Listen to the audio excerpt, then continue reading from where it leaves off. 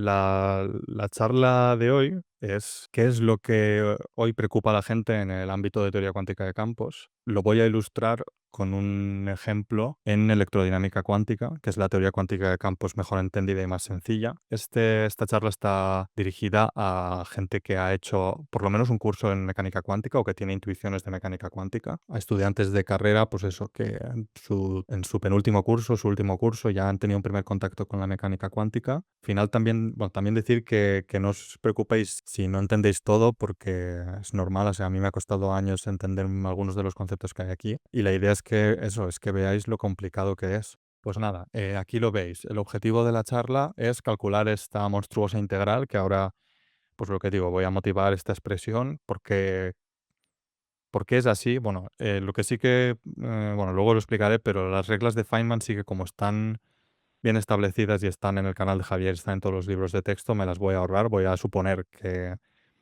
las reglas de Feynman están bien y que dan esto, pero sí que voy a explicar cuál es la física detrás de este diagrama y de esta expresión. Y, eso, previamente habré entrado en la teoría cuántica de campos desde cero, en un ejercicio intelectual interesante, porque lo voy a hacer de una manera que también animo a los que sepan ya de teoría cuántica de campos a escuchar, porque es así un poco diferente a al menos la mayoría de los libros de texto, la manera que tienen de entrar al tema, pero yo lo hago adaptado a este cálculo y lo que me interesa que sepáis de QFT para este cálculo en concreto.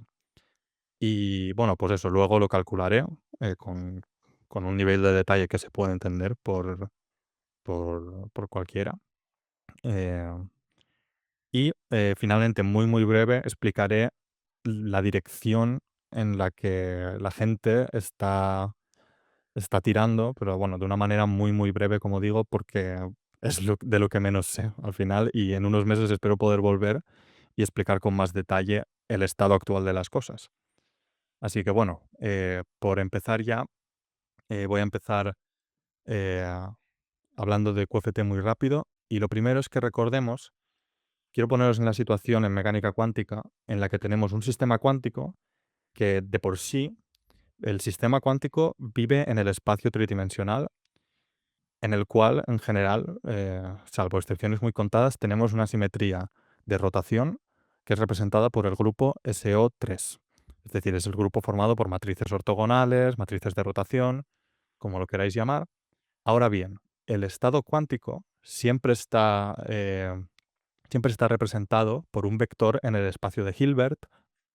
Además, este estado cuántico evoluciona de manera unitaria bajo un hamiltoniano, y lo que se hace de normal, si recordaréis, por ejemplo, el estudio del átomo de hidrógeno, es que tu sistema cuántico que vive en R3 y con una simetría de rotación SO3, lo que se hace es que estas rotaciones se representan en el espacio de Hilbert en un grupo unitario, además con sus generadores, que luego acaban siendo los operadores momento angular, de la misma manera que los generadores en R3 del grupo SO3. Por los generadores me refiero, para alguien que no esté muy versado en teoría de grupos, a qué transformaciones, a partir de qué son las transformaciones esenciales a partir de las cuales puedo generar cualquier otra rotación en este caso. Es decir, son como una base, el equivalente de una base para un grupo, por decirlo llanamente. En el caso de las rotaciones en tres dimensiones está claro, porque lo que tenemos son tres posibles rotaciones en el eje X, en el eje Y y en el eje Z. Los generadores, por definición, son rotaciones infinitesimales, pero eso no me interesa para esta charla que sea importante. Simplemente pensad en cuáles son las direcciones en, en el espacio físico o el que sea, en el de Hitler, iba a decir el de Hitler, en el de Hilbert, que ya me está dando la vida en Alemania, pero bueno. Eh, en el espacio de Hilbert, eh, recordaréis que uno puede descomponer eh, el grupo de rotaciones en diferentes, las llamadas representaciones, que vienen dadas por estos dos operadores y estos estados, ¿no? Con un momento angular, el llamado momento angular total, que es la J, y puedes elegir una componente, que de normal se elige la componente Z, que además por las propiedades del grupo unitario y de la manera en que tú quieres que las rotaciones se comporten en tu espacio de Hilbert para que se puedan relacionar bien con las rotaciones que entendemos en el espacio físico. Es decir, y por poner un ejemplo para bajar a la Tierra, si tú tienes un electrón en el espacio, tú quieres saber si haces una rotación y este electrón tiene el spin mirando en una dirección, puedes intentar predecir cuál será la dirección en la que ese spin se va a ver afectado cuando tú rotas el sistema. Y la manera de hacer eso es representando las rotaciones como actuando en el espacio interno del spin del electrón. Esto es básicamente lo que estamos diciendo. Y entonces, cuando haces eso, siempre te quedan, siempre puedes elegir esta base de estados en la cual tienes unos estados que cuando tú aplicas una rotación, que al final las rotaciones infinitesimales se aplican con cada uno de los jotas, que hay tres, J1, J2, J3, ese módulo del momento angular se ve inafectado, pero no pasa lo mismo con cada uno de, obviamente, con cada uno de las componentes del momento angular que sí se ven afectadas cuando uno aplica una rotación. Y esta es la manera cuántica de decirlo. Decir que el operador j cuadrado conmuta con ji y decir que los jotas entre sí no conmutan y no conmutan de esta cierta manera. Y efectivamente, como vengo diciendo, las rotaciones en, en- tú puedes representar una rotación por un ángulo teta en el espacio de Hilbert, pues en este caso, los que hayáis visto mecánica cuántica recordaréis estas matrices elevado a i teta por una dirección y multiplicado por el vector de cada matriz, es un vector de matrices del momento angular. Entonces, por repetirlo una vez más, porque esto no sé si se ha hecho en tu canal, Javier, pero ahora lo que yo quiero es llevar esto a la relatividad especial. Y esto es lo que nos va a llevar a poder clasificar las partículas por su masa y por su spin, de la misma manera que aquí tú tienes una simetría ambiente que la representas de manera unitaria en el espacio de Hilbert, y eso te da una división en representaciones que se llaman irreducibles. ¿Qué Mira, quiere decir con si me permites, irreducibles? como me has preguntado, aprovecho también para responderte a lo que me has preguntado y también para preguntar al foro si sigue oyéndose el pitido ese, que me parece que ya no. Pues, efectivamente, la representación matricial en espacio del grupo de Lorentz, es lo que me has preguntado, ¿no? Sí, Sí, sí, lo tengo en un trozo del canal, ahora no recuerdo exactamente dónde, creo que en grupos de Lie y tal, y en algún otro es sitio. verdad, es verdad. Pero, lo de la clasificación según su masa y todo eso, no lo tengo hecho, por lo tanto, es guay. Vale. Pues mira, lo que hace la filosofía al final es que estos bloques que he dibujado, lo que uno tiene que pensar es que cuando uno aplica una rotación a este sistema cuántico, puede tener spin j igual a cero, j igual a un medio, j igual a uno, el que sea. Pero cuando tú aplicas una rotación y por ejemplo, a una partícula con momento angular igual a uno, la componente z del momento angular obviamente va a cambiar.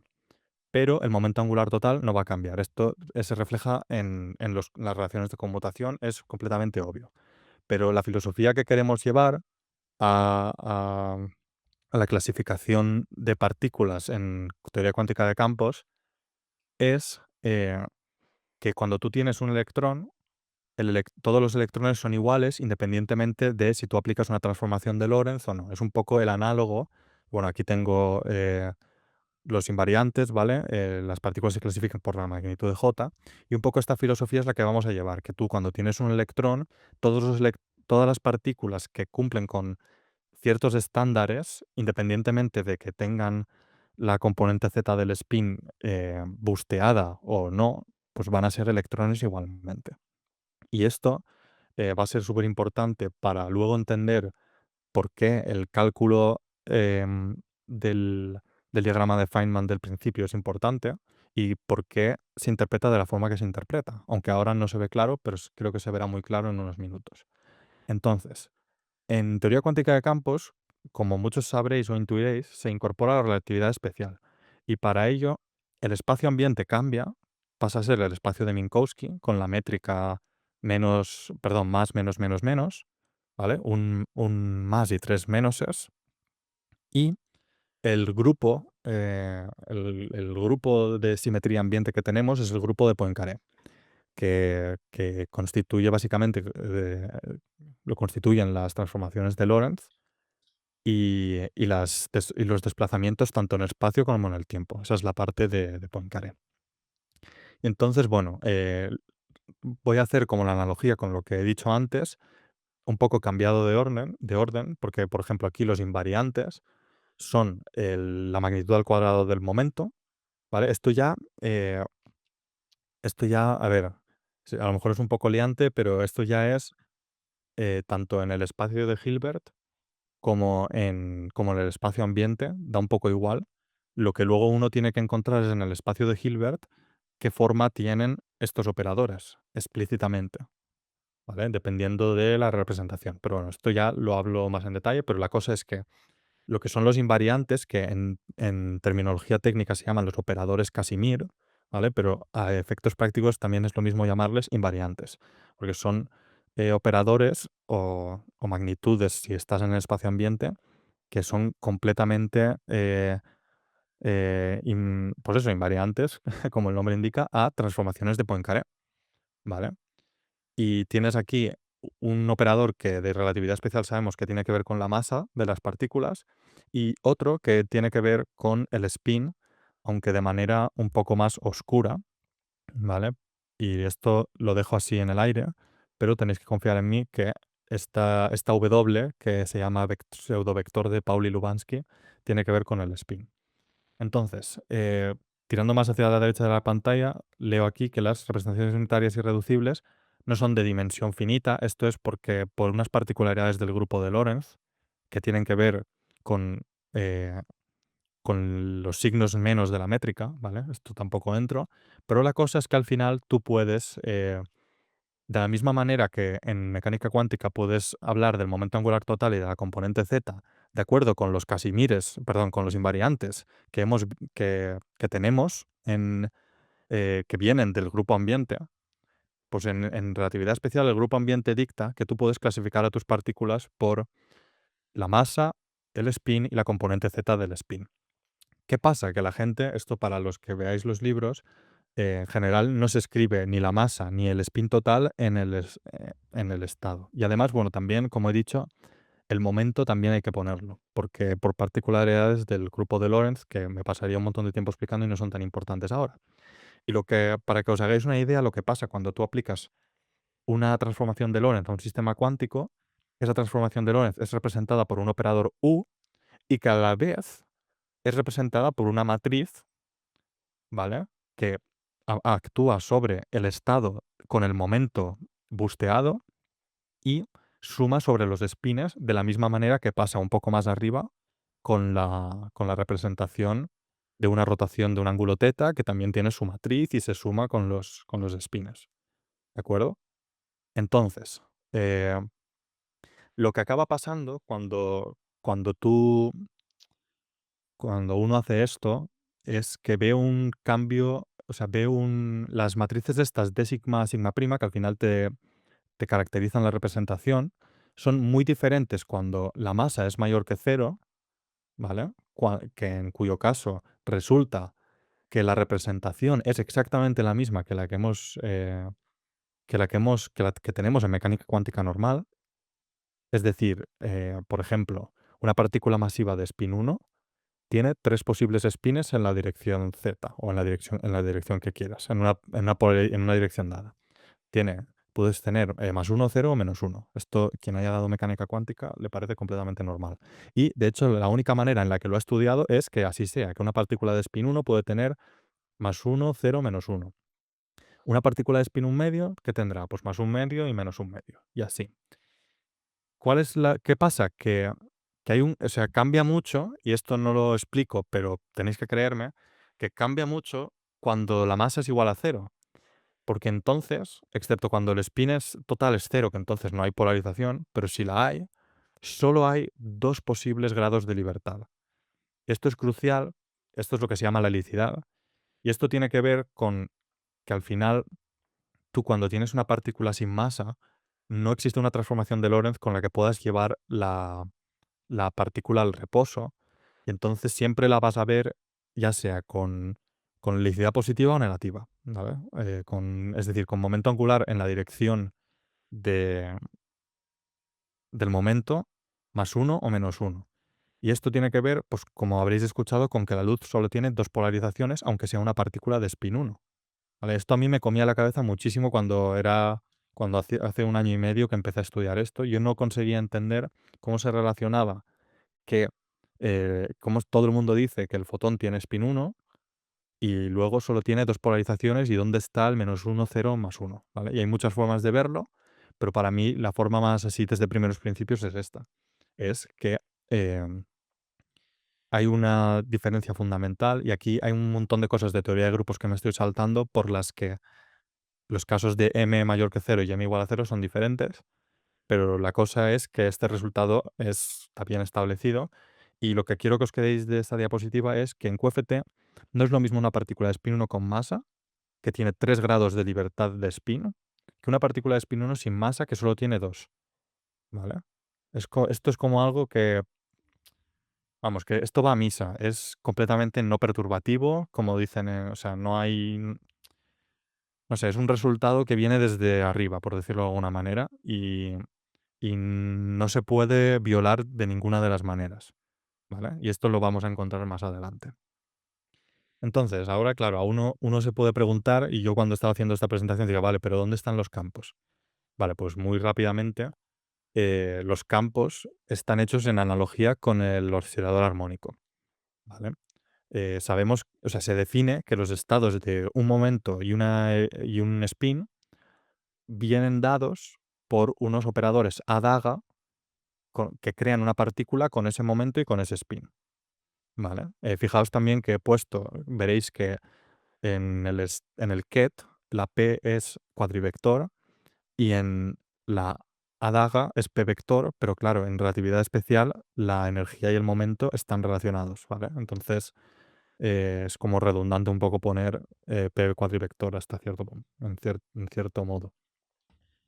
Y lo que acaban siendo los campos son matrices, porque claro, actúan. Esto también, para el que sepa algo de teoría cuántica de campos y de espinores, le sorprenderá que hable de matrices y no de vectores, porque el espinor de Dirac es un vector. Pero lo que pasa es que es un vector, es una matriz proporcional a la identidad. Y entonces se puede entender como un vector, ¿vale? Em, pero eso, los campos al final lo que son matrices que pueden actuar sobre estos estados y sus grados de libertad. Y además son combinaciones de diferentes creaciones y aniquilaciones de partículas y antipartículas. Bueno, esto no es importante ahora, con diferentes momentos. Y por eso la integración, ¿vale? En todos los posibles momentos.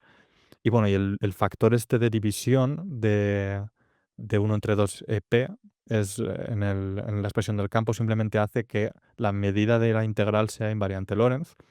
Y luego también he puesto ahí que las matrices estas, R por R, donde R es la dimensión de la representación, vienen determinadas por las ecuaciones del movimiento, que generalmente vienen determinadas por un principio de acción estacionaria, ¿vale? Y esto es algo que no voy a tocar, pero esto es en cualquier libro de QFT.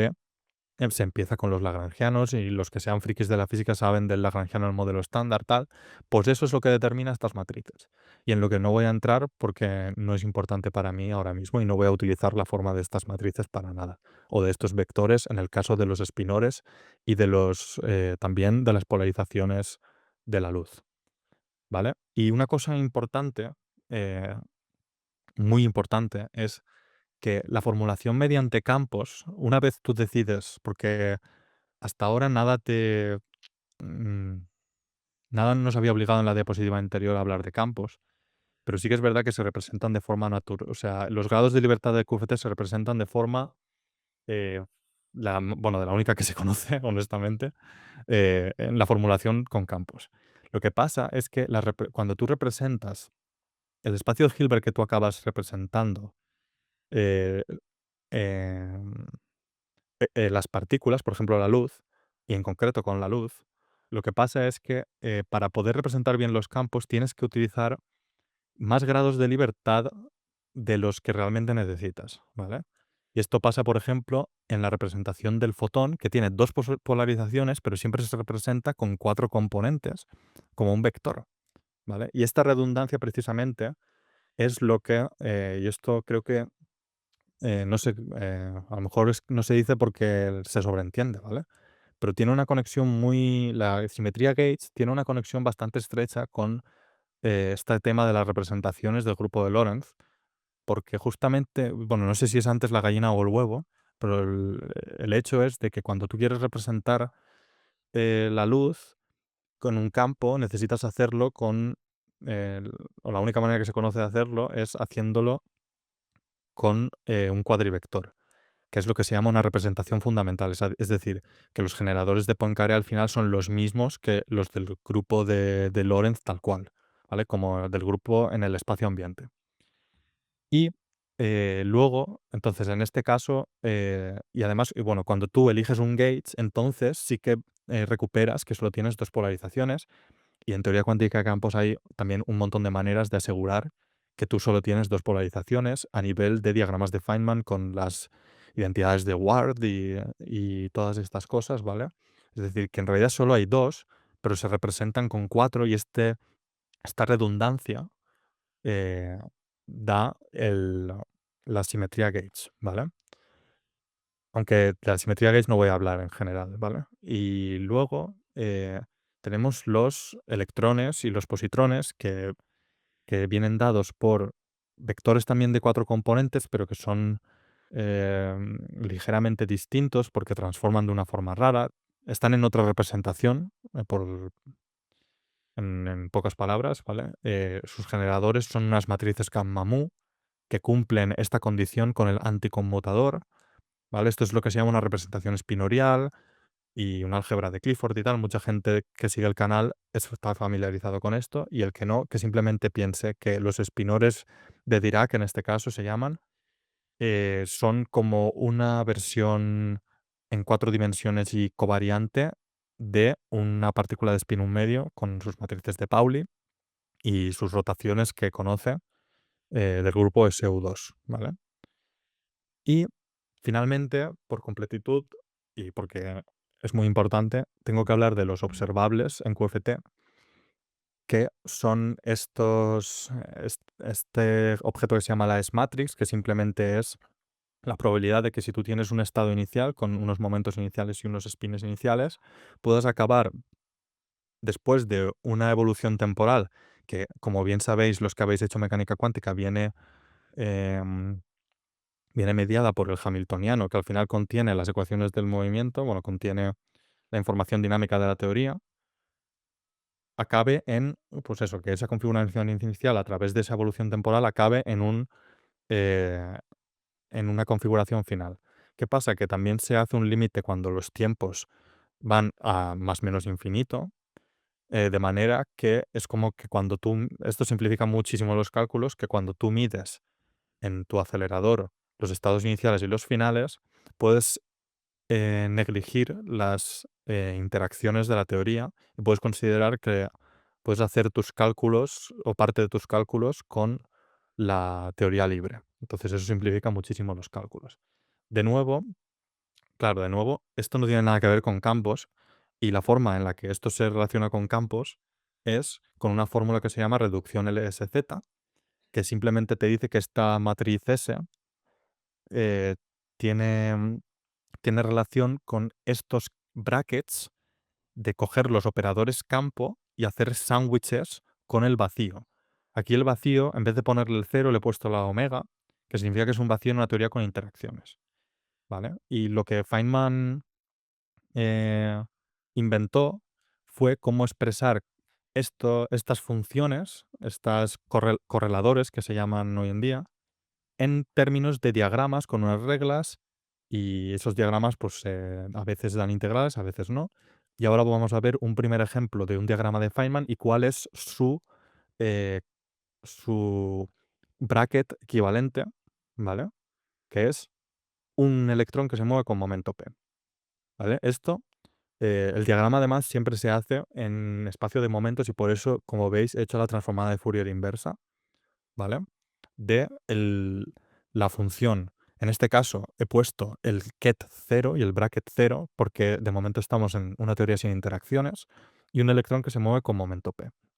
Esto, cuando uno hace sus cálculos utilizando las ecuaciones del movimiento, utilizando eh, o directamente si sabe ya cómo viene de las reglas de Feynman, lo que uno encuentra es esta, esta forma, ¿vale? Eh, con las gamma mus, tiene por ahí dentro los generadores, tiene la masa del electrón. Y aquí abajo uno ve también el denominador p cuadrado menos m cuadrado, que uno pensaría que eso es cero siempre y por tanto esto es infinito siempre. Pero lo que pasa es que uno tiene que entender que en teoría cuántica de campos, estos propagadores, como se les llama, siempre están entre, en medio de interacciones donde puede pasar esto, bueno, es muy antiintuitivo y a mí hasta cierto punto me raya la cabeza aún, ¿sabes? Que puede ser que los campos no cumplen las ecuaciones del movimiento y por tanto p cuadrado no es m cuadrado y entonces eso está bien definido. Y además uno tiene que verlo como y esto va a ser muy importante, además uno tiene que ver esto como pasando en el plano complejo, es decir, como una expresión analítica en P, en P0 en concreto. Y nada, bueno, para este electrón que se propaga hay una forma así simplificada de ponerlo, un poco simbólica, que es utilizando las propiedades de las matrices gamma, escribirlo como I entre el producto escalar de P por gamma menos M, ¿vale? Esto lo voy a utilizar porque cuando uno pasa esto es importante, es una característica importante y general de la teoría cuántica de campos. Cuando uno pasa a la teoría interactuante, el propagador se suele representar con esta forma, como con esta bola donde pasan cosas que uno no sabe bien bien qué está pasando, qué partículas se están creando y aniquilando. Pero lo que uno sí que puede demostrar es que eh, lo que acaba, el término relevante de este diagrama es muy, muy parecido a- al término de la teoría libre, solo que ahora veis aquí que el polo que es pues eso, el valor de P que hace que el denominador sea cero, viene dado por lo que se llama la masa física en realidad de la teoría, que es la que adquiere con la teoría con interacciones. Y además, de alguna manera el propagador se reescala con un valor de un residuo que en la teoría libre es uno y de la misma manera la masa en la teoría libre es la masa que aparece pues en este caso en el lagrangiano o en el hamiltoniano. Y es como que, bueno, vemos que esto se puede demostrar, ¿vale? Y de nuevo, se me iría el tiempo si tuviese que hacerlo, pero podéis creerme que se adquiere como un polo diferente, se desplaza el polo y se adquiere un residuo, ¿vale? Y además, este Eso te iba a preguntar. Este último propagador, digamos, con el LSZ, digamos, o sea, está como, digamos, redefinido a partir de la autoenergía, ¿no? De la partícula, bueno, de interaccionar con ella misma, digamos, por el camino. Bueno, los diagramas estos que estás dibujando, exacto, sí, sí, exacto. con De partículas hecho, bueno, virtuales eso es que a lo que salen va. y entran, ¿no? Sí, sí, sí. Claro, sí, la física detrás de esto, y es un poco lo que voy a llegar, es que esto efectivamente es como la propia energía del electrón interactuando con el mismo.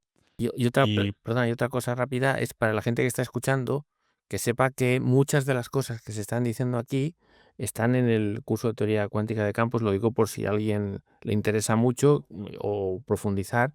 No todo, ¿eh? Por ejemplo, esto último aún no he llegado, pero lo anterior está, o sea que se podría mm, ilustrar.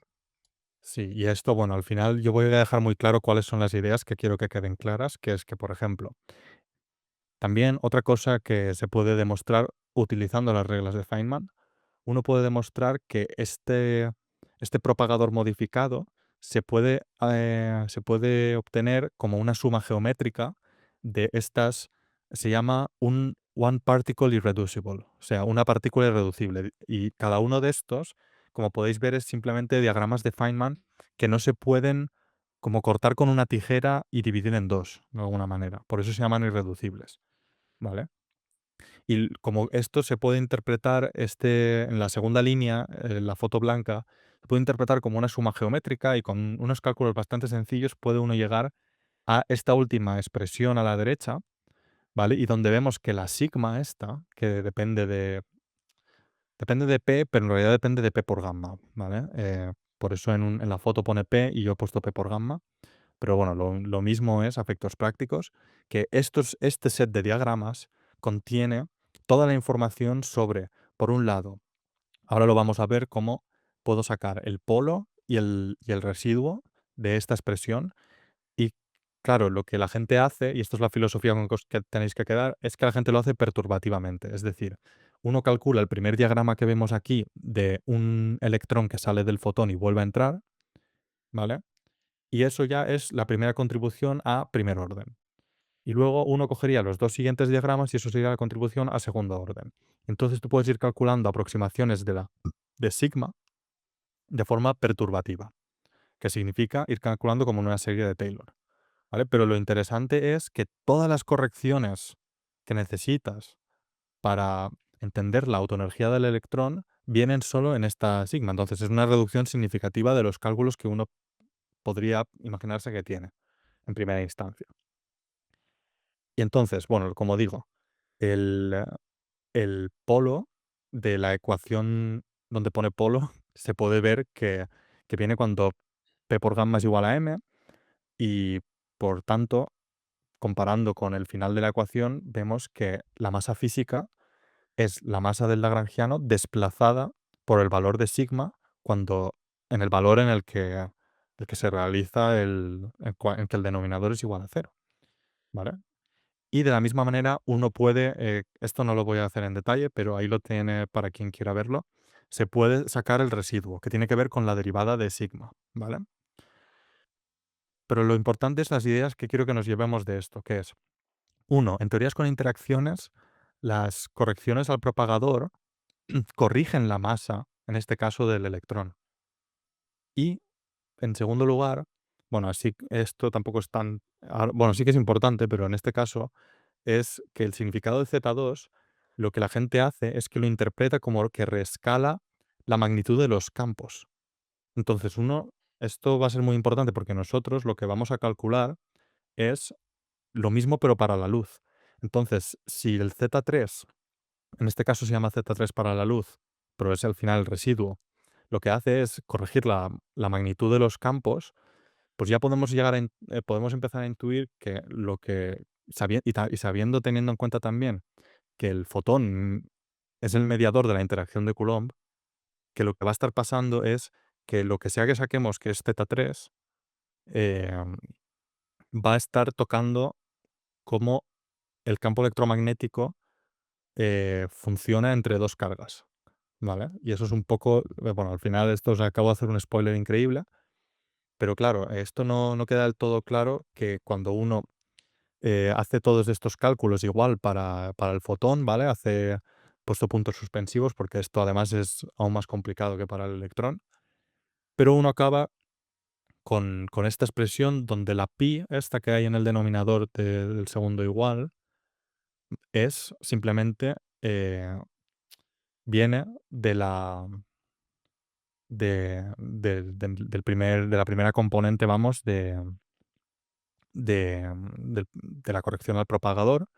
Y además que tiene una estructura tensorial concreta que vamos a deducir calculándolo. Esto se podría deducir de primeros principios, que tiene que ser así, pero nosotros estos puntos suspensivos sí que los vamos a hacer y vamos a ver directamente que esto tiene esta forma y que la parte escalar de, de estos diagramas es la que contribuye a las correcciones del propagador.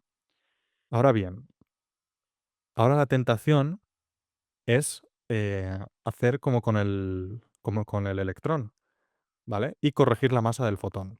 Pero esto, si habéis estado siguiendo lo que he dicho antes, esto es un error garrafal, ¿vale? Y os estáis destruyendo el mundo haciendo esto. Porque, como hemos dicho antes, no es lo mismo una partícula de spin 1 con masa que sin masa.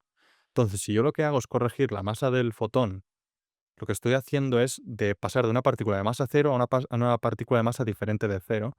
Y lo que estoy haciendo es decir que ahora, o sea, estoy sacándome un grado de libertad de la nada. Estaría diciendo que el fotón tendría tres polarizaciones cuando eso no es lo que se observa, ¿vale? Por eso he explicado lo del principio básicamente, para que os parezca que está suficientemente bien motivado, que lo que tiene que pasar en realidad es que el polo de, de, de este propagador tiene que estar en cero a todos los órdenes, porque no es lo mismo una partícula de spin 1 sin masa que una con masa. Para el electrón da igual si ya tiene masa, modificar su masa, ¿vale? Siempre, o sea, va a tener igualmente los grados de libertad que toca. O un bosón masivo de spin 1, ¿vale? Pero para el electrón, toda la corrección que vamos a obtener, y esto es para que entendáis la física que hay detrás de todo esto, toda la corrección al propagador que va a haber va a estar absorbida en el residuo, ¿vale? Que además, bueno, hay que evaluarlo. He puesto pi de cero aquí en la Z3. ¿Por qué? Porque hay que evaluar los residuos. Esto a mí no se me había olvidado ya, pero los residuos hay que evaluarlos en el valor del polo, ¿vale? El valor del polo correspondiente. Y entonces, vale, esto se me ha colado ahí, pero claro, lo correcto es interpretar que, como he dicho, la Z3 lo que afecta es a la interacción, a cómo el campo electromagnético se comporta entre dos cargas, que son las líneas, las líneas oscuras, más oscuras, están representando a los electrones que se propagan y que Eh, se Una posible moraleja es que se transforma en un TIE Fighter, ¿no? De Star Wars. Sí. Hostia, ya no lo había visto. Exacto. Pues, exacto. Y a lo que al final es esto es, como he puesto ahí, que, o sea, lo que se interpreta es que en realidad cuando tú haces las reglas de Feynman en cada vértice, pones un factor de E, de la carga del electrón. ¿Vale? Además, fijaos que el E entre Q cuadrado es la transformada de Fourier de E cuadrado entre R, a grandes rasgos, ¿vale? Solo la parte espacial, pero tiene mucho que ver. Y lo que se hace es que la Z, aquí lo que se interpreta, la forma de interpretarlo de la gente, no es que afecte a, o sea, sí es que afecta a los campos, pero para hacerlo de una manera más observable, se define la carga física como la reescalada, como la carga que tú pones en tu lagrangiano, reescalada, ¿vale? Por este valor de Z3. Entonces, el potencial de Coulomb se ve modificado, ¿vale? El potencial de Coulomb, que es E cuadrado entre Q cuadrado, se ve modificado por, eh, por este factor de 1 menos pi de Q cuadrado en general, pero además y aquí hago una triquiñuela o sea, es válida en teoría de perturbaciones según he podido razonar, que es básicamente hacer un Taylor al revés, ¿vale? Y esto lo he hecho pero porque además, tal y como se entiende hoy en día en teoría cuántica de campos, es al revés. Es que la magnitud que uno utiliza para observar es la pi de q cuadrado menos pi de cero, y de ahí uno saca todo lo demás, ¿vale? Así que esto sí que es la parte menos matemáticamente rigurosa de la charla, que he puesto el 1 menos pi de cero del numerador como 1 más pi de cero debajo, en el denominador. Pero, de nuevo, creo que esto es, según he podido ver en los libros, se hace orden por orden, ¿vale? Y es correcto orden por orden. Entonces, bueno, al final la moraleja de todo esto es que uno puede definir una carga efectiva que además depende del momento que se esté intercambiando entre los electrones mediante el fotón, ¿vale? Entonces, bueno, eso, moraleja, que el cálculo que vamos a hacer es una modificación, se resume en una modificación de la interacción de Coulomb mediante la carga eléctrica y por eso se llama polarización del vacío, porque se interpreta que los pares electrón-positón que se crean es como que hacen un apantallamiento de la carga de verdad del electrón y pues eso.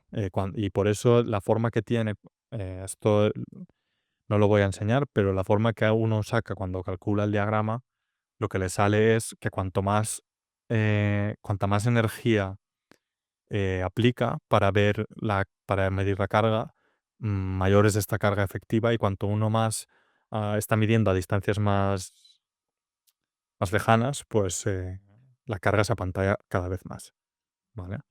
Y decir que esto tiene que ver con observables en QFT, porque al final los diagramitas estos del TIE Fighter son observables, contribuyen a la S-matrix del Coulomb, de la interacción de Coulomb, del Coulomb scattering, que se llama, ¿vale? Entonces esto, o sea, no estoy hablando de S-matrix aquí, pero está como latente en el fondo del asunto. Vale, y ahora ya vamos por más de la mitad, yo creo, porque ahora voy a ir calculando y ahora la idea es que veáis lo complicado que es, básicamente, ¿vale? Esto, utilizando reglas de Feynman, uno obtiene que esta es la integral. Fijaos que no he puesto el diagrama y a lo mejor vendría bien que lo hubiese puesto. Así que si no es mucho problema, voy a volver aquí para que veáis eh, que he puesto que el fotón va con momento p y en cada vértice, esto es importante, que las reglas de Feynman dictan que en cada vértice el momento se tiene que conservar.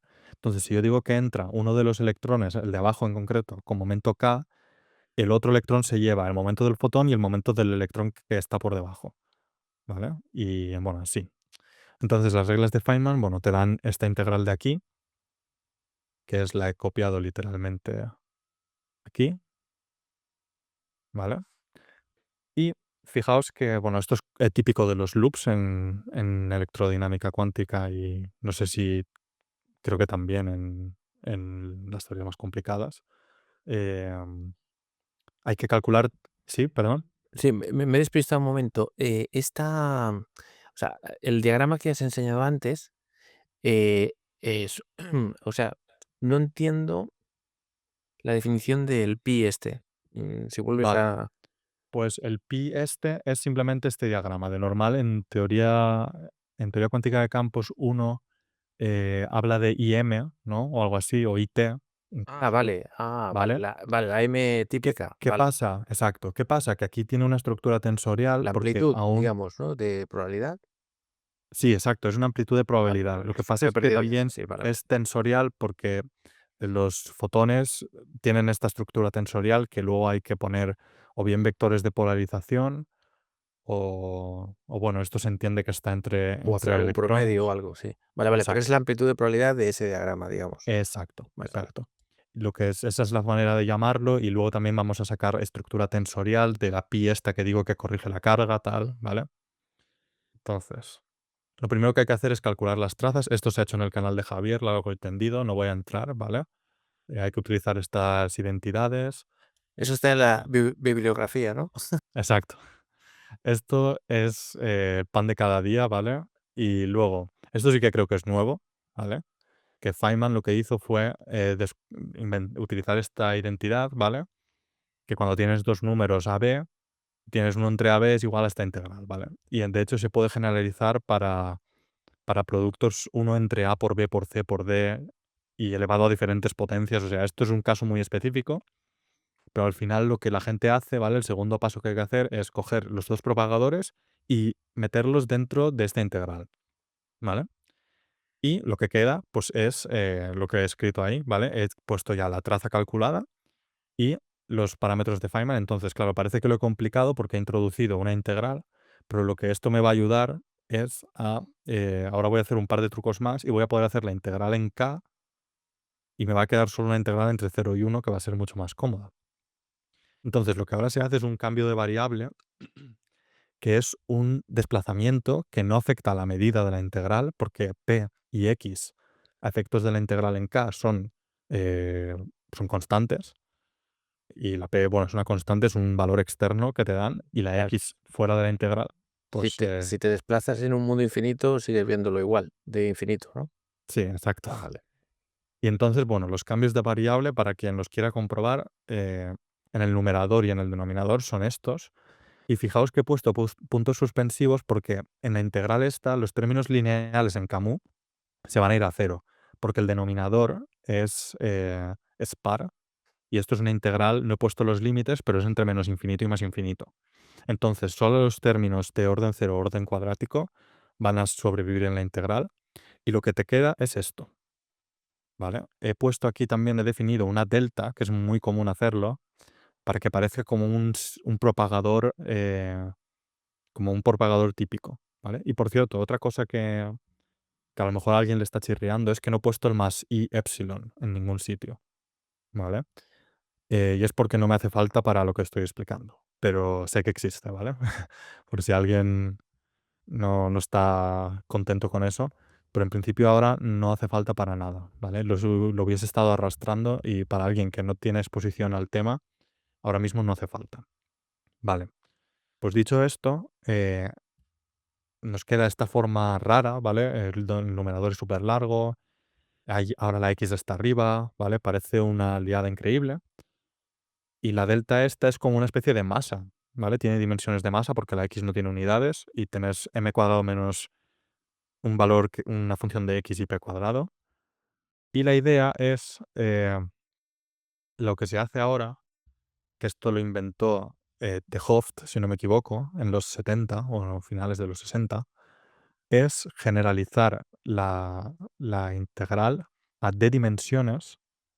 Y aquí hay un par de trucos que se hacen. Por ejemplo, se añade una masa que se llama mu para mantener las dimensiones del diagrama, ¿vale? Porque cuando tú generalizas las dimensiones, las proporciones pueden no mantenerse, entonces tú metes esa masa para que el diagrama siga teniendo las mismas dimensiones y se puede ver que cuando d es igual a 4 no hay mu, ¿vale? Y luego lo que se hace también es, estos se llaman argumentos de tensoriales, o no sé cómo se llaman, pero la cosa es que el término de Camus, Canu, que cuando salga de la integral, o bueno, mejor dicho, exacto, cuando salga de la integral solo puede ser proporcional a G mu. Entonces, dentro de la integral ya tiene que poder escribirse de esa manera, pero también tiene que depender de k dentro de la integral y el único escalar que hay que puedes formar es el módulo de k al cuadrado. Y luego además tienes que hacer un matching tal que Tal que cuando haces el producto escalar, cuando contraes con la métrica, con los índices abajo en ambos lados de la ecuación, te dé k cuadrado. Y por eso el factor de 1 entre d, donde d es la dimensión del espacio, ¿vale? Entonces ahí ya puedes agrupar, ya se ve que la integral tiene un término proporcional a la métrica, a la inversa de la métrica, y otro término proporcional a p mu, que es muy parecido a lo que yo he vaticinado antes, ¿vale? Y ahora viene una cosa que podría pasarme media hora explicando, pero que simplemente voy a poner estas fórmulas horribles, que cuando tú tienes una integral de k cuadrado entre k cuadrado menos delta cuadrado al cuadrado, y ahí sí que he puesto el más y epsilon porque lo he copiado de unos apuntes míos, eh, te da lo que te da ahí, ¿vale? Que depende pues de delta elevado a d medios menos 1. Y bueno, uno se puede estar preguntando por qué se generaliza de dimensiones y ahora se verá, porque la gamma esta es la gamma de Euler, lo que veis por ahí, y cuando d sea igual a 4 va a darme un infinito en la cara. Es que aquí ya se podría hacer un seminario solo dedicado al significado de una integral en una dimensión de cualquiera, ¿no? Claro, A menos que la D sea un número natural. exacto. Porque de hecho lo que se hace, y es que es necesario hacerlo para nuestros propósitos, es entender que la dimensión, o sea, se interpreta como una función analítica, básicamente, compleja. Es como súper abstracto. Y luego, ahora lo veréis, que se hace el límite t tiende a 4 como en el plano complejo, de una forma muy concreta, para que tú puedas hacer expansiones analíticas de, por ejemplo, la función gamma y tal, ¿vale? Y que puedas tener, eh, no sé, poner los resultados de una manera que sean tratables luego. O sea, que hasta cierto punto también parte de no solo lo voy a calcular, sino que lo voy a dejar bonito. Y todo esto se hace, tienes que hacer un montón de cosas para obtener estos resultados. Tienes que primero hacer una rotación de Wick, ¿vale? Para que las integrales converjan mejor o las puedas tratar mejor. Luego tienes que separar en coordenadas esféricas en d dimensiones y demostrar que eso te da una función gamma de Euler por ahí y el 4pi elevado a de medios y tal. Y luego tienes que hacer la integral que te quede, eh, que es como la integral de los módulos de K y tal, en euclidianos. Y bueno, eso, cuando haces todo eso, que se puede hacer utilizando también la beta de Euler y un montón de... O sea, eso es una cosa que no quería entrar porque al final lo que uno hace es se lo demuestra una vez y utiliza estas fórmulas que están en todos los libros, ¿vale? Y nada, aquí también en la primera línea, por ejemplo, he utilizado una propiedad de la gamma de Euler, que es que gamma x por gamma de x es igual a gamma de uno más x. Y esto es verdadero en todo el plano complejo, ¿vale? O sea, es para todos los valores, no solo para números naturales, vamos. Y nada, vale, cuando haces esto y evalúas la integral, se te va el denominador, o sea, simplemente sustituyes estos valores, ¿vale? Y obviamente la delta depende de x, por tanto tiene que estar dentro de la integral de x y por eso está así, así lo he hecho, ¿vale? Y bueno, esto hay un primer paso de simplificación que es reconocer que el primer término, el que es proporcional a g mu nu, eh, se puede simplificar utilizando la definición de la delta, ¿vale? Y tienes que hacerlo de una forma en concreto, porque hay varias formas de simplificarlo, pero esta es la que te deja el resultado más bonito. Sustituyendo, ahora no me acuerdo en qué punto hay que sustituir, si en el primer término o en el segundo, pero yo diría que en el primero. Y vale. Y no, perdón. Bueno, da igual. Esto por prueba y error, porque esto me pasó a mí ya, que por prueba y error no sé si tienes que aislar la m cuadrado de la definición de la delta o la x por uno menos x. Claro, creo que es la m cuadrado, para que todo quede bien. Vale. Vale. Dicho eso, te queda ya puedes factorizar. Resulta que cuando haces eso, se te puede factorizar la integral entre 0 y 1 y, eh, y te queda el factor tensorial de p cuadrado g mu nu menos p mu p nu que habíamos vaticinado antes. Y ahora ya lo último que se hace para dejarlo ya precioso es, como he dicho, hacer que d es igual a 4 menos epsilon o menos 2 epsilon. A mí me han enseñado con menos 2 epsilon. La gente también lo hace con menos epsilon, ¿vale? Da absolutamente lo mismo. Luego hay que mantener los factores de 2 por ahí, pero bueno. Y haces epsilon tender a cero, pero esto ya digo en el plano complejo, porque no tiene sentido hacer una expansión de Taylor de la gamma de Euler si no es, o sea, según tengo entendido, vamos, no tiene sentido hacerlo, obviamente considerando números naturales, pero vamos, ni siquiera para números reales propiamente dichos, porque muchas veces hay que hacer la expansión de gamma de menos epsilon, ¿vale? Y lugares en los que la gamma de Euler en principio no, según tengo entendido, según recuerdo, no está definida. Entonces, bueno, tomo este resultado que también se puede demostrar utilizando varias representaciones de la gamma de Euler, ¿vale? Que cuando epsilon es muy pequeño, la gamma de Euler es 1 entre epsilon menos la constante de Euler-Mascheroni, que es como 0 y 0,5, si no me equivoco. eh, Más términos de orden epsilon que nos dan igual porque vamos a hacer epsilon tender a cero, ¿vale? O sea, para el resultado final nos da igual todo lo que sea de orden lineal en epsilon superior. Luego tenemos el término este de mu elevado a 4 menos d entre 4pi elevado a d medios y por el término del final de la derecha, que es gamma elevado a d medios menos 2. Y esto lo puedes reagrupar sustituyendo, esto lo podéis ver vosotros mismos, que se puede reagrupar de la manera que lo he hecho. Y luego utilizar que x elevado a menos epsilon es, pues eso, elevado a menos epsilon logaritmo de x y hacer una expansión de Taylor, ¿vale? Y entonces eso te da, pues eso, 1 menos epsilon por el logaritmo de lo que había dentro. Más Una chorrada rápida es que esta epsilon del punto 5 no tiene nada que ver con el más y epsilon de antes, ¿verdad? muy importante. De hecho, yo me he pasado al equipo de no escribir la epsilon del propagador, tiene que ser, yo la pongo eta ahora, para no confundirme ya nunca, ¿vale? Pero bueno, esto ya cada uno, pero efectivamente no son para nada lo mismo. Por cierto, Javier, esto llevo tiempo porque tú tienes un vídeo que me ha removido mucho la cabeza con lo del más y epsilon y que no es lo mismo que el valor principal y tal. y ya lo entiendo. O sea, ya entiendo qué es lo que pasa ahí, pero bueno, eso lo digo después, ¿vale? Pero tiene que ver con que la transformada de Fourier de la teta de Heaviside te desplaza al polo. Que esto no se suele decir, que es súper importante que esté esa función escalón ahí, O sea, que me te lo alegra. hace. No sabes tú cuánto que tomes como referencia las cositas que hacemos en el canal. Me da la sensación de como que es útil para algo.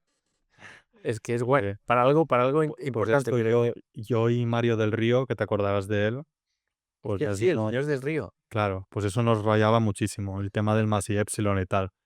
Así que bueno, vale. Pues al final lo que queda, ahora ya está prácticamente, es efectivamente nos queda la formita que había explicado al principio, con como la parte tensorial se queda fuera y nos queda una parte escalar. Lo he puesto en función de alfa y no de cuadrado, que bueno, al final alfa es e cuadrado entre 4pi, ¿vale? Se me ha olvidado escribirlo. La gente también escribe este mu tilde al cuadrado, ¿vale? Para juntar términos y tal, pero no es importante. Lo importante es, y ya acabo, prácticamente ya he terminado, lo que toca es que recordar que solo medimos pi de p cuadrado menos pi de cero. De esa manera, los factores de 1 entre epsilon, que son infinitos, se van. Y de nuevo decir que esto, si algún día Javier hace la normalización en el canal, se verá de una manera estructurada por qué está justificado hacer esta subtracción que obviamente te quita.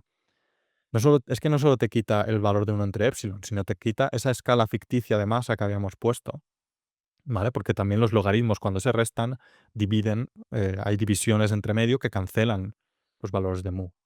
Vale.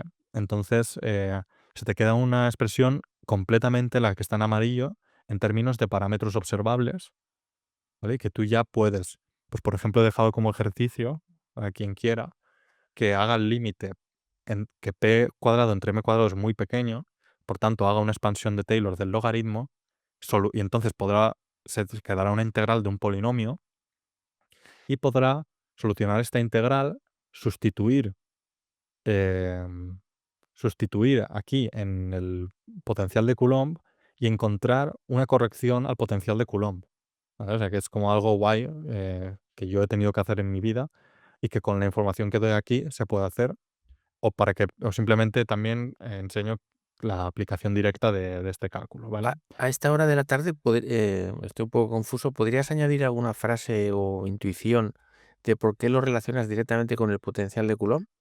Vale, lo relaciono con el potencial de Coulomb porque, como he dicho, la constante, voy a volver, de hecho, esto ya está casi, ¿vale? Así que voy a volver aquí. Como he dicho, la constante esta Z3, su rol es como ponen la foto en blanco de la derecha, de abajo a la derecha, se mete justamente en estos propagadores, que al final esto es la interacción de Coulomb, es la manera de expresar en reglas de Feynman la interacción de Coulomb.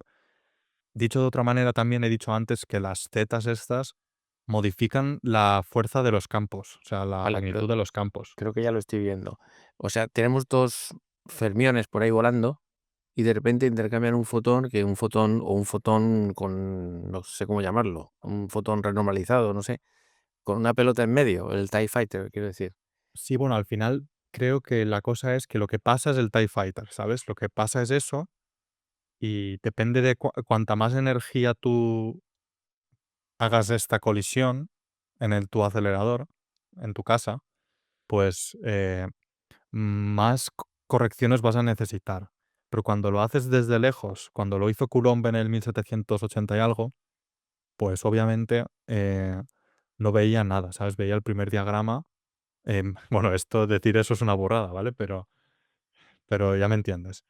Y, y nada, entonces, O sea, esto a mí me ha que costado mucho. básicamente lo que estás diciendo, si te entiendo bien, es que si vemos el viaje de un fotón, ese viaje, si lo miras con detalle, se convierte en un fermión y un antifermión, y luego se vuelven a juntar, y luego en cascadas por aquí y por allá, y es un viaje complicado que se renormaliza y aparece el Z3 y modifica Coulomb.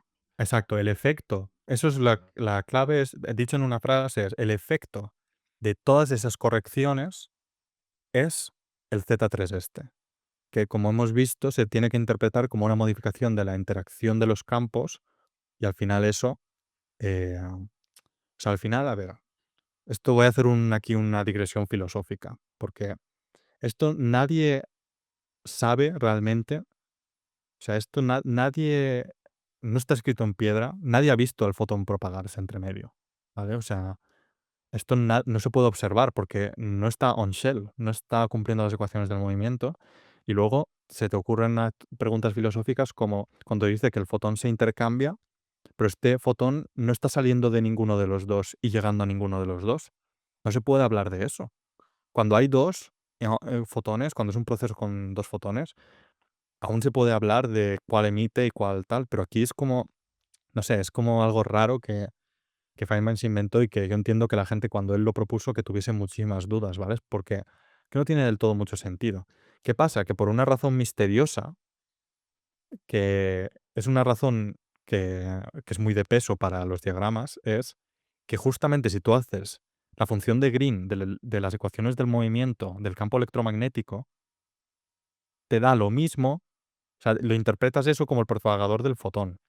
O sea, es que ¿sabes lo que quiero decir? O sea, que en realidad es, no sé, a mí me parece como, no sé si decir una casualidad, y no sé si se me está entendiendo, pero lo que quiero decir es que al final lo que pasa de verdad y de lo que se puede hablar es de la Z, de que, ¿sabes? De que el residuo se desplaza y tal. Y una de las cosas, y esto ya me voy a la última diapositiva, ¿vale? Es que uno no sabe realmente, o sea, lo de los diagramas de Feynman es una aproximación que te cuenta una historia que en realidad tú no sabes lo que está pasando, o sea, tú no sabes, o sea, y tú no sabes que hay un fotón, si hay un fotón que se está propagando. Porque además, ¿cómo se puede hablar de un fotón si no cumple las ecuaciones del movimiento tal? Lo que pasa es que tiene la misma función de Green que la del campo electromagnético cuando solucionas, o sea, con sus ecuaciones del movimiento y tal, ¿sabes? Y yo entiendo, o sea, yo entiendo perfectamente que se piensa que es un fotón lo que hay pasando por ahí. Es lo más razonable y por eso se piensa, porque es lo más simple. Pero, claro, qué, qué le pasa a la gente? Pues que para empezar, todo esto se complica en QCD, que yo no conozco a nivel perturbativo QCD, pero lo conoceré este semestre, ¿vale? O sea, en unos meses será todo diferente, pero eh, pues eso, sí que he visto algunos cálculos y como pone aquí en este paper, tú tienes tu acción, de tu acción deduces tus reglas de Feynman que son complicadas y redundantes por el tema de las simetrías Gates y tal. Y al final siempre se llega a expresiones relativamente simples. Lo que yo he obtenido también es relativamente simple, sobre todo en límites de bajas energías y tal, se simplifica muchísimo la integral esta entre 0 y 1. En este caso, a ver, parece un poco, no parece lo más simple del mundo, pero es como que tiene una estructura, esta amplitud de scattering de gluones, si no me equivoco. Y, y un poco las preguntas que se está haciendo la gente, esto ya se hacía en los 60, antes de que QCD existiese, pero se está volviendo a revivir, es si puedo yo sacar patrones viendo las S-matrix que uno saca, como por ejemplo esta pi que yo he sacado, pi mu nu, entra en la S-matrix. Si yo puedo, viendo pues, que esta tiene un logaritmo y tiene una divergencia de 1 entre epsilon, tal, ¿cómo puedo yo como sacar patrones de alguna manera que me permitan saltarme la parte de las reglas de Feynman y simplemente por criterios de, sobre todo de causalidad, que se manifiestan, esto sonará chino, ¿vale? Pero la causalidad en QFT se manifiesta con las propiedades analíticas de las cross sections y todo esto. Propiedades analíticas como funciones complejas, ¿vale? Que en principio no lo son. Pero cuando las interpretas como tales es cuando salen el teorema óptico y todas estas cosas que tienen que ver con por lo menos el teorema óptico tiene que ver con aspectos de causalidad. Y lo que esto ya es de oído completamente, ¿vale? O sea, no lo he, a la diferencia de todo lo que os he explicado hasta ahora, que lo he hecho por mi propia cuenta y lo he verificado por mí mismo, esto es más de oído, que hoy en día ya se están empezando, no en QED, ni siquiera se hace en una versión de juguete de QCD, que es súper simétrica y tal, y también en una versión de QCD con solo escalares, pero con color. Ya se pueden calcular cosas sin utilizar diagramas de Feynman, eh, también sin utilizar redundancias Gates, o sea, sin los defectos que eso tiene o las complicaciones que eso tiene.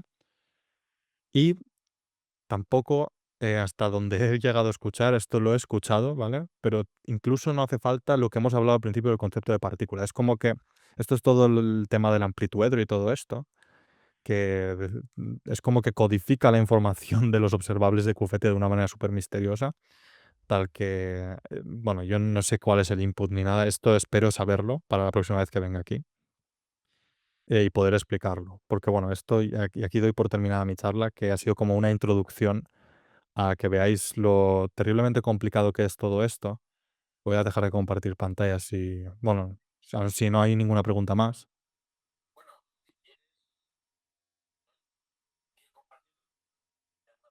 Vale, sí, de acuerdo. Pues simplemente decir que se nota mucho, esto es una reflexión personal, se nota mucho que la QFT se ha hecho durante 50 años o 40 años y a diferencia, por ejemplo, de la relatividad general, que gran parte de ella se hizo, pues en total, a lo mejor siendo muy optimistas, en 20 años, o sea, siendo muy generosos. O sea, son 10 años de Einstein y luego lo que se hizo en cosmología, tal, y puedes contar como discontinuamente los trabajos en los 60 de agujeros negros y tal.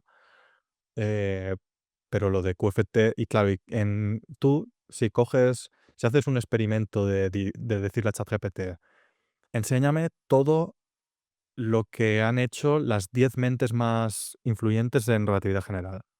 Pues entonces, si haces eso y te estudias todo lo que han hecho Einstein, Lemaitre, eh, yo qué sé, Wheeler, Kip Thorne, ¿vale? Y así los 10 más influyentes, yo creo que te llevas un 80 o 90% de lo que es la relatividad general al límite de lo que se sabe. En cambio, si haces eso con QFT, yo creo que no te quedas ni al 60%. Tal es la vastidad del campo y se nota que, pues eso, que ha durado 40 años y han participado miles de personas en ello. Y por eso y además porque es difícil, o sea, estás yendo a los límites de lo que el ser humano tecnológicamente puede llegar. Y por eso, pues, nadie dijo que fuese a ser fácil, como dicen en las películas. Y nada, pero a mí me parece apasionante y este campo en concreto he visto que tiene muchos problemas abiertos y muchas cosas que no están claras sobre tanto a este nivel tan perturbativo y tan de cálculos como a nivel formal. Está parece que también hay mucho para hacer o simplemente que hay cosas que no se entienden bien. Y nada, pues esto ha sido mi charla y agradezco mucho tu atención, Javier, y la atención de tu audiencia. Y, y nada, esto es todo. Pues muchas gracias, pero me quedaba una, bueno, o si acaso empezamos el posiblemente mínimo turno de preguntas, porque no creo Claro que que la sí. gente a esta hora, un sábado con fiesta y con este tema tan técnico, tenga preguntas, pero ahora lo veremos. Pero yo tengo la pregunta simplona de ¿en dónde entra la geometría positiva? Vale. Eh, hasta donde yo O sea, sé, ¿qué es? ¿vale? Sí, o sea, no quería hablar de esto hoy, ¿vale? Ah, Pero, pensé que sí, perdón. vale, pues, o sea, esto, si tú quieres, yo hablaré en otro momento cuando sepa de verdad. Pero lo que te puedo decir así intuitivamente es, la geometría positiva es donde está el amplituedro este, o sea, es el mundo en el que vive y tal. Y además, lo que ha hecho el jefe de mi grupo, bueno, hace un año de esto en realidad, pero es como que descubrió unos patrones en ciertas amplitudes tanto en QCD como en teorías de Yang-Mills así más exóticas. Y, y en la de los escalares es una teoría de phi 3 donde o sea, los phis son campos escalares pero con color. Entonces hay que se llama traza phi 3. Y, y ha descubierto como que las amplitudes cumplen unas propiedades matemáticas que tienen que ver, que eso no se había visto hasta entonces. O sea, yo, de hecho, voy a estar trabajando en cosas de ese paper, que pues había visto que esas propiedades matemáticas que tienen ciertos procesos de dispersión y pues eso es como un área de las matemáticas así poco explorada por los físicos excepto en el campo del amplituedro y que cada vez, pues eso, está dando más, pues eso, más, nuevos desarrollos. Y nada, y a mí también me gustaría ver así un también para que sepas, también parte de mis intereses por dónde van, es que me he apasionado de la teoría de números completamente. Me parece lo más bonito, que ofrecen las matemáticas porque además engloba bastantes áreas. Pero antes de que digas lo de los números, solo un comentario de lo que acabas de decir. Esto que has dicho de los patrones me recuerda muchísimo a la fórmula aquella de Gabriel Veneciano en el 68, Ujú. que descubrió o sacó una fórmula que describía algo de QCD, que no recuerdo, y de ahí luego salió la teoría de cuerdas. Sí, Bueno, exacto. Y pues, de hecho, o creo que sea, hay que no es tan gente de este descabellado, vamos. exacto, de esta gente que hace estas cosas, muchos estudian también cosas de cuerdas, de Veneciano y tal, para ver, o sea, para estudiar como formalmente las propiedades de este tipo de procesos, ¿no? Que eso parece que no se había hecho tampoco mucho y tal. Eh, pero sí, sí, o sea, esto no es tontería porque, pero es que además, esto recomiendo mucho unas charlas de Nima Arkani Hamed, no sé si sabes quién es, Javier. Sí, ¿no me ves? No, no, que Ah, él vale, dice vale. que recomiendo mucho unas charlas es uno de los, científicos del Institute for Advanced Study, que se llama Animar Hamed y que explica es de los que descubrió el amplituedro. Y, y eso, y habla un poco de cuál es el proyecto, ya te lo pasaré, y ya, pues, si eso lo podemos compartir en la descripción o algo. Pero eso, habla de lo difícil que es, eh saber si te dan una S-matrix, solo con comprobar invariancia Lorentz y unitariedad, eso no es en absoluto suficiente para determinar la física, si de verdad corresponde a un proceso físico. Y para eso tienes que entender muy bien la causalidad, que también me interesa mucho en la parte de relatividad general, todo esto de los espacios globalmente hiperbólicos y todo eso, pero en esto es otra cosa, que como he dicho es estudiar las propiedades analíticas en el plano complejo de las amplitudes. Eso es lo que te habla de causalidad y es como una cosa súper poco estudiada y es como una cosa del mundo real que no se entiende del todo bien. Y es así, el hombre este lo pone como diciendo, tío, sabemos calcular exactamente y solucionar exactamente teorías cuánticas de campos con simetría conforme en dos dimensiones y en no sé cuántas dimensiones y tal, pero esto que es un problema del mundo real, que es cómo sé si una es matrix es física o no, de acuerdo con los principios de causalidad, esto no tiene solución conocida. Entonces eso me atrajo mucho al campo porque vi que efectivamente en cosas que parecen, o sea, que, pues eso, una persona que ha hecho un curso de teoría cuántica de campos, lo que acabo de decir lo puedo entender perfectamente. Y, y que eso esté abierto aún, pues me parece que es un campo de cultivo bueno para, ojalá algún día hacer contribuciones. Y lo de la teoría de números, Vale, pues eso es porque uno de los toy models que se utiliza, que es n igual a 4 Super Young Mills y tal, también se utiliza muchísimo en teoría de números en una cosa que ahora está súper activa, que es la conjetura de Langlands y tal. No sé si te suena eso. Buah, pues eso es espectacular. Es una es como unos puentes que se están tendiendo entre aspectos de geometría diferencial muy parecidos a lo que o sea, con conexión con lo que dice en el TFG y teoría de números y a la vez también, análisis armónico, que es cosas de Fourier, transformadas de Fourier y tal. Y es como, lo llaman la piedra roseta de las matemáticas y tal. Y es algo que está súper activo ahora mismo en la gente de teoría de números, que pues eso, son la gente de los más abstractos que hay y tal. Y, y no sé, me apetece, bueno, esto lo digo así a título personal completamente, pero que ojalá aprender de esto y algún día poder venir al canal y explicarlo. Y ojalá, esto ya a años vista, mi intuición así sin saber nada me dice que puede haber conexiones, porque además, bueno, y además yo tengo un bagaje de que... ¿ha descendido el volumen de repente? Hola, ¿se me escucha? Ostras, ha descendido el volumen, qué fuerte. Ostras, a ver, ¿me escucháis? Sí, sí, bueno, lo subo de aquí. No sé, yo no he hecho nada, creo, vamos. Qué fuerte. Eh, no sé qué ha pasado. Vale, eh, a ver, ¿me escucha? A ver, habla. Hola, hola, hola. Bueno, ha bajado un poco, pero bueno, se te sigue escuchando, sí. Vale, bueno, tampoco no estaba diciendo nada, simplemente eso, que mi esto personal de hacer, si me da tiempo, ojalá, y voy a intentarlo, es estudiar teoría de números, porque creo que por ahí aún queda mucho por explorar en los links con la física, y esto se ha hecho, ¿eh? Se ha linkeado con la física en teoría de cuerdas. El Witten lo ha hecho ya, ¿vale? O sea, pero bueno, pero lo ha hecho en sus cosas, y yo quiero ver si tiene relación con esto, porque además la arena en la que se juega es la misma, que es la teoría esta de Young-Mills supersimétrica. Sí, perdón, ya está. Eh, pues vamos, mira, Horacio el Universitario. Bueno, voy a aprovechar para saludar a Alberto MM, que es miembro del canal.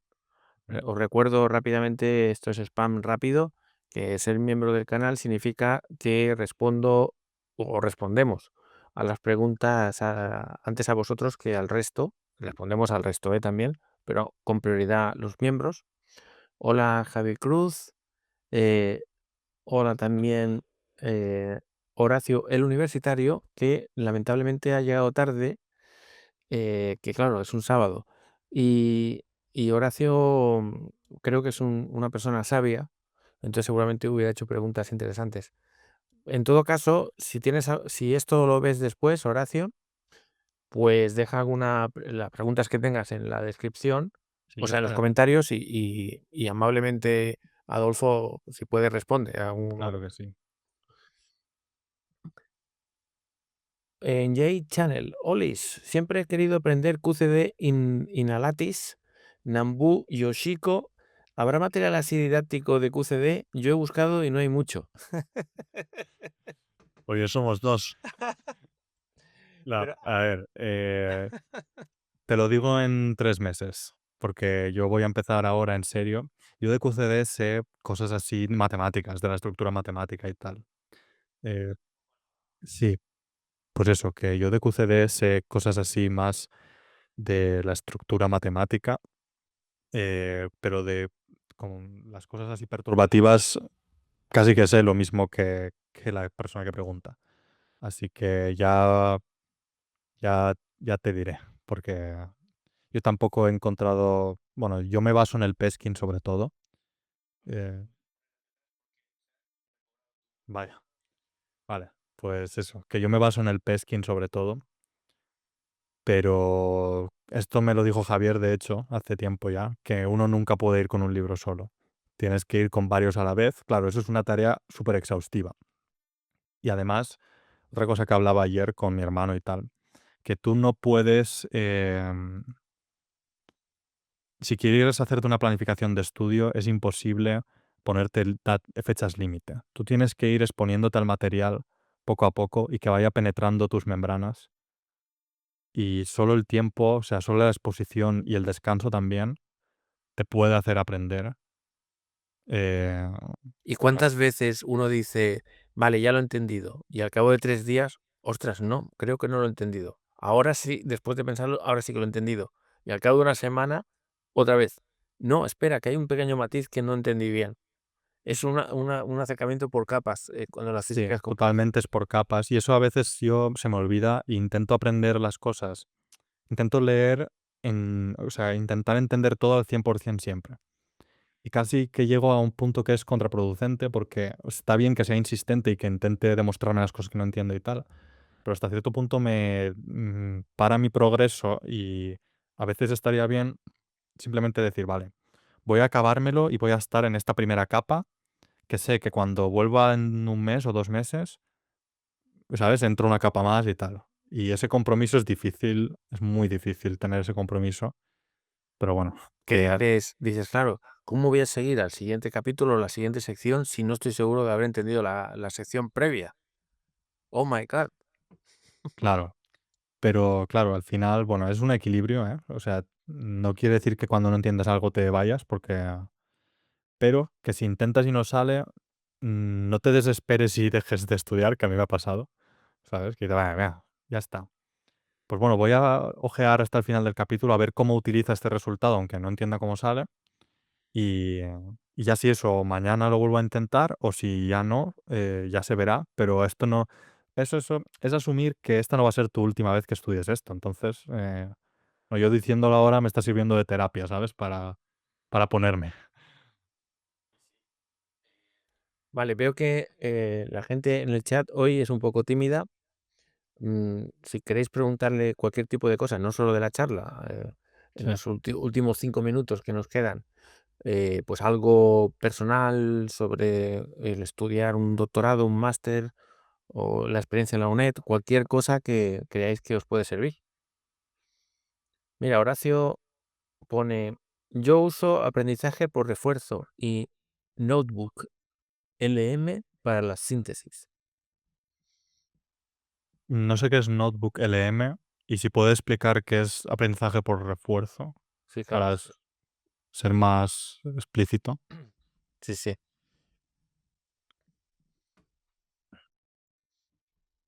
Es que una de las cosas, aprovecho yo para decir algo que seguramente alguien por aquí, que siempre me preguntan, es una pregunta y además entiendo que me lo pregunten, que es, ¿para cuándo continúas con el curso de electrodinámica cuántica?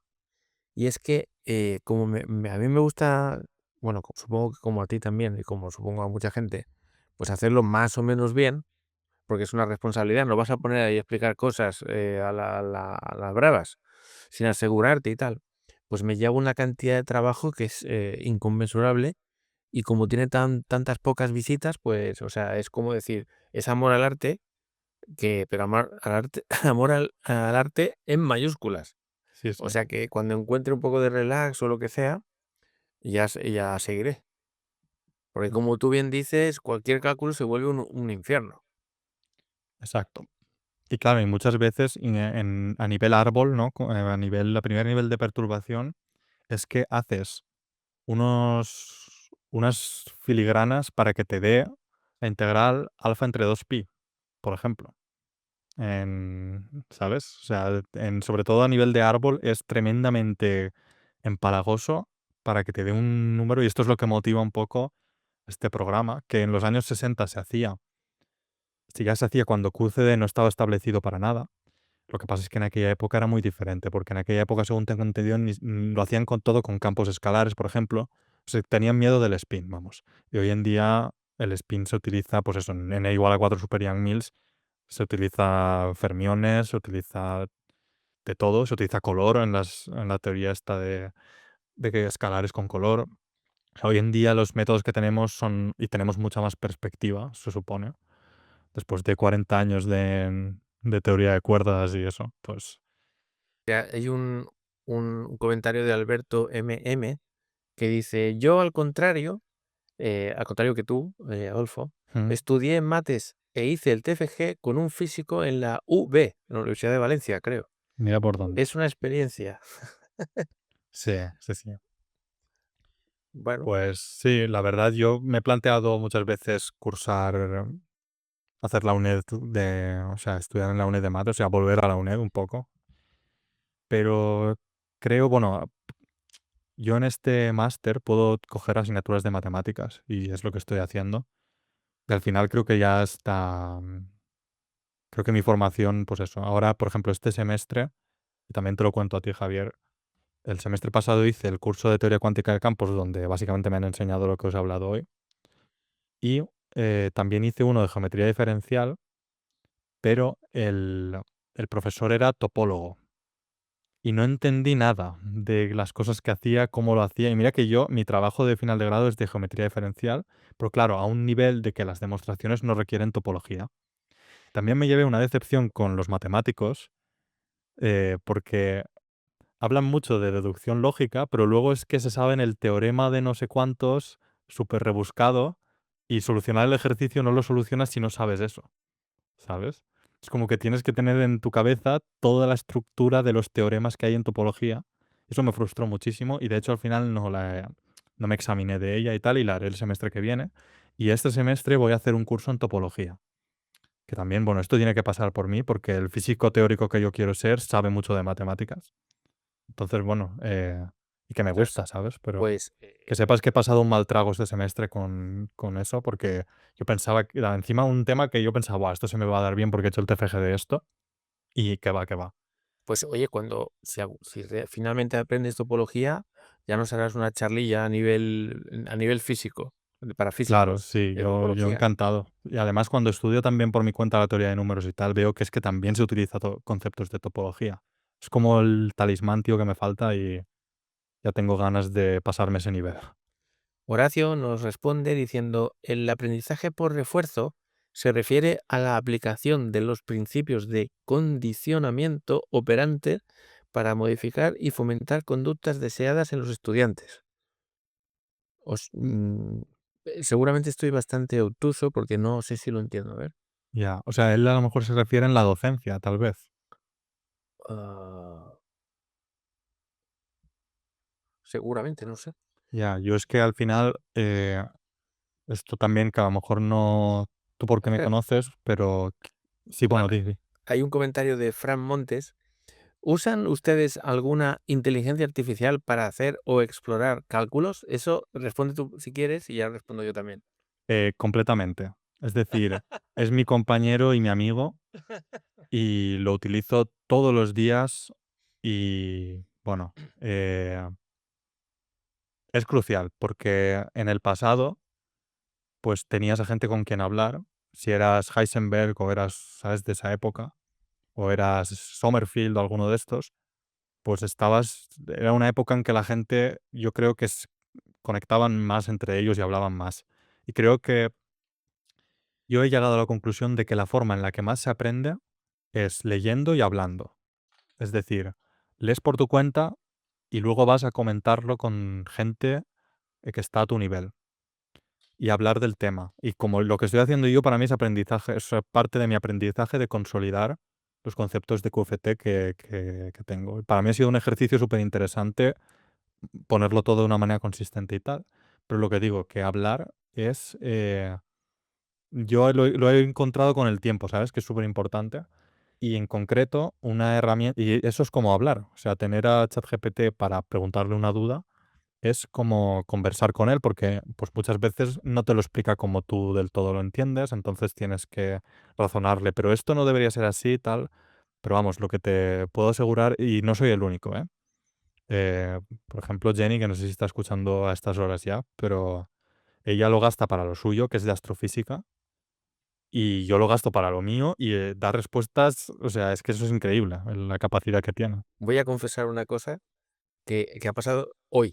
De hecho, una hora antes de que iniciáramos esto, estoy haciendo unos cálculos de una cosilla que ojalá algún día pueda hablar sobre eso. Y entonces tenía que hacer o sea, tengo una fórmula para entendernos. Y entonces había comprobado que esa fórmula estaba bien, pero no lo había comprobado de una forma como lo haría un matemático. O sea, bien en casos genéricos, sino por razones Ya, varias, vamos, 99,999 que eso estaba bien. Por razones que un matemático me daría una hostia en la cara bien fuerte, como diciendo, hombre, ya. así no se demuestran las cosas, ¿no? Y entonces hoy digo, voy a preguntarle a ChatGPT si se le ocurre alguna manera de demostrar eso en general. Y lo que acaba de hacer, o sea, lo que ha hecho ChatGPT, que yo creía que eso era imposible, es decirme, sí, es muy fácil, solo tienes que bla, bla, bla. Y me ha dado una perspectiva que yo no había pensado. Y lo resuelto en 2 líneas. ¿Tú tienes Entonces, el ChatGPT Pro? O sea, no, el Plus. ¿tú pagas? Eso, bueno, sí. El, Bueno, no sé si el son de 20 X o euros. no. El de 20 euros. Vale, sí, sí. Y es cierto que muchas otras veces no, pero cada vez es mejor. Y es como no sé si esto queda muy bien decirlo, pero es un poco como la figura de becario. Oye, ¿me puedes calcular esto o mirar no sé qué? Y entonces, claro, o lo tienes si antes de ChatGPT lo tienes que hacer tú, o el colega de al lado que sabe un montón, o lo que sea, pero si no tienes ni colega ni, en fin, pues, Mm, coincido exactamente contigo. Y estoy sí. seguro de que todos, más o menos en mayor o menor secreto, todos lo usamos. Dice, Horacio: "Ahora usar ChatGPT 4 para esto, hay mejores, ¿no?". O Bueno, yo pago un pastón, porque mis padres que están en la uni y tal pueden conseguir están en la UPV de Valencia y, me han podido conseguir un plan así, no sé cuánto cuesta, pero bastante. Creo que es el Pro, que no sé si es más alto que el Plus. 200 euros. Pues eso. Eh, y va como un tiro. O sea, y para código y tal es espectacular. La verdad, se nota mucho la diferencia. Yo hasta hace 3 semanas o así utilizaba la versión más rudimentaria de ChatGPT y efectivamente se quedaba un poco corto para según qué cosas. Sobre todo también yo cuando estaba aprendiendo teoría de números lo utilizaba como mi profesor un poco, porque a veces los libros no son completamente claros y le pido que me lo explique, y a veces notaba el tope. ¿Sabes? Y la verdad es que no lo voy a intentar con teoría de números, pero preparando esta charla he utilizado el ChatGPT para preguntar dudillas y tal, para yo, no han llegado a estar en la presentación, pero para yo tener claro ciertos aspectos. Es Y que va, es va, que va. para mí ChatGPT es una persona muy, culta y sabia, pero que se equivoca mucho, porque Sí, anda despistado. Y entonces hay que ir con mucho cuidado de comprobarlo de formas directas o indirectas lo que dice. claro. Pero al final, o sea, sí que es verdad que lo tienes que hacer más que en una referencia normal, pero es una actitud buena a tener en general en todo lo que leas en ciencia, ¿vale? O sea, sí, obviamente tienes que tener las orejas más alerta, pero en general en ciencia, si tú, al menos si lo que quieres es hacer contribuciones originales, tienes que, y esto a mí me ha costado, porque yo soy muy de idolatrar a gente, tienes que ser capaz de pensar, este puede haberlo hecho mal, ¿sabes? Este se puede estar equivocando. Y bueno, en ChatGPT tienes que hacer eso constantemente, pero que si yo ya he cogido el hábito de hacerlo en general. Y yo me replanteo muchas cosas a nivel muy básico, aunque luego las use y tal. eh, pero que al final, o sea, que es como una que dices, "Buah, hay que comprobar si lo dice bien o no". Vale, sí, pero en todo. En realidad en todo. No solo ChatGPT, sino lo que puede poner un mismísimo libro, ¿no? Exacto, Sí. Puede exacto. haber una errata y a lo mejor o que luego se demuestre que es incorrecto. Pues por ejemplo, sin ir más lejos, lo del más y epsilon, que yo creo que el porcentaje de gente que entiende de verdad por qué es muy bajo. Yo creo que hay menos de 2000 personas en el mundo que, ¿sabes? Y se dedican 10.000 o por ahí. Sí, para la gente que no sepa bien lo que estamos diciendo, sí, creo que estamos hablando de lo mismo, Adolfo, ya me lo dirás tú ahora. En mi canal, en el curso de teoría cuántica de campos, hay creo que uno o dos o un par de capítulos dedicados a la prescripción de Feynman, que es poner el más y epsilon a la hora de calcular el propagador o la función de Green, ¿no? Y entonces paso un capítulo o dos demostrando que cuidado con, que aparentemente no es lo mismo, digamos, rodearlo que bajarlo. Exacto. Y yo esto, bueno, volví a hacer el cálculo para mi curso de teoría cuántica de campos. Tú tienes que entregar ejercicios cada semana que te mandan y uno de ellos era haz una pregunta. Y yo les hice esta pregunta. Y les hice el cálculo, o sea, y lo hice por mi cuenta y efectivamente no es lo mismo para nada. Y, y no me lo contestaron, o sea, Es que es que bastante profundo, es que es bastante profundo. En realidad, eh, o sea, hay una respuesta fácil, que ahora tendría que ponerme otra vez, pero hay una respuesta fácil que soluciona todo. Lo que pasa vale, es yo que la respuesta que encontré es que la transformada de Fourier de la función escalón que tú utilizas en el time ordering es desplaza el polo, por definición. O sea, entonces, no es que tú tengas, o sea, es que mucha gente piensa, yo creo que es lo que pasa, que mucha gente, los libros quiero decir, ponen las funciones teta de Heaviside como si eso fuese un adorno, pero es crucial para, para que cuando tú haces la transformada de Fourier teniendo en cuenta eso, te dé el más y epsilon como toca.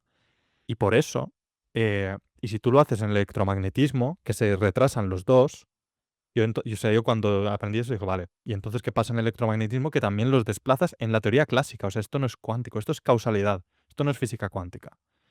Y lo que pasa cuando bajas los estos dos es que en realidad estás haciendo solo una de las tetas de Heaviside y el más y epsilon está dentro del paréntesis del P0. Y lo que pasa en el otro es que puedes hacer como un a más b al cuadrado es a cuadrado más 2ab más tal, y te sale que se queda fuera en el de Feynman, porque hay uno de cada y tal. Entonces, bueno, esto lo hice hace un tiempo, a lo mejor lo escribo en látex y te lo envío. Pero Estaría guay. Pero el caso es que me has dado una alegría porque yo me he visto absolutamente solo pensando que nadie se pregunta eso o nadie ha caído en eso. Y que la gente tira millas, lo típico, salen los libros, pues ya está. Debe ser lo mismo. ya. O sea, lo que está claro es que está bien, ¿eh? Eso seguro, Mm. ¿vale? Estar bien está bien. Porque el polo tiene que estar desplazado. Bueno, ahora ya, mira, se me ha hecho la mente en blanco, pero yo recuerdo de decir, esto está bien, el polo tiene que estar desplazado por tal y pascual, ¿vale? Y, y luego es la pregunta de ¿por qué, cómo se origina ese desplazamiento? O sea, si yo tuviese que ahora que escribir el documento sería ¿por qué pasa el desplazamiento? Obviamente porque está bien, y luego deducirlo para Feynman, que te avanza y te retarda eh, el, los efectos, y qué pasa en la electrodinámica que te retrasa los dos. ¿Cómo puedes tú deducir eso?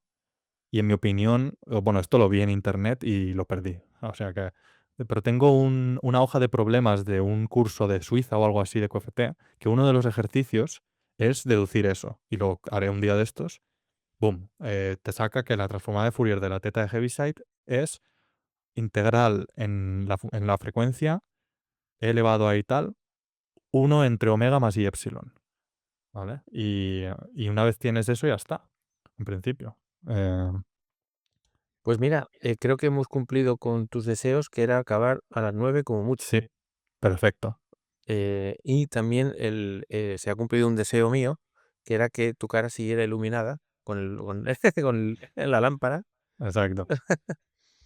Pues nada, oye, reciba usted un aplauso de todos los 70 espectadores que están viendo ahora mismo a esta hora. En España son las 9 de la noche, después de un Viernes Santo que todo el mundo estará, en la playa no, pero vamos, que estará de fiesta con vacaciones, o sea que bastante bien ha ido para lo intempestivo que es la fecha, ¿no? Sí, bueno, luego la gente que lo vea también, si le interesa. Y para mí ha sido un placer estar aquí.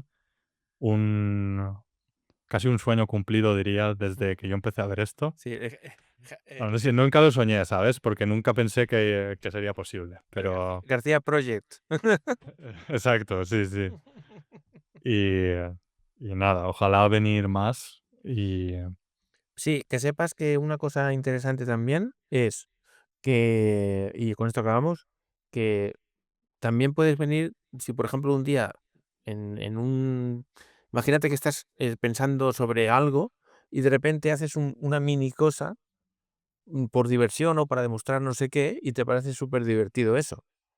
Y que y dices, hostia, esto lo tendría que saber la gente. No tiene por qué ser de investigación, ni tampoco tiene que ser altamente elaborado, sino no, curiosidades que dices, ostras, esto estaría bien, es una chorrada, pero estaría bien que lo supiera la gente, ¿no? O sea, que también puedes... vale, lo tendré en cuenta.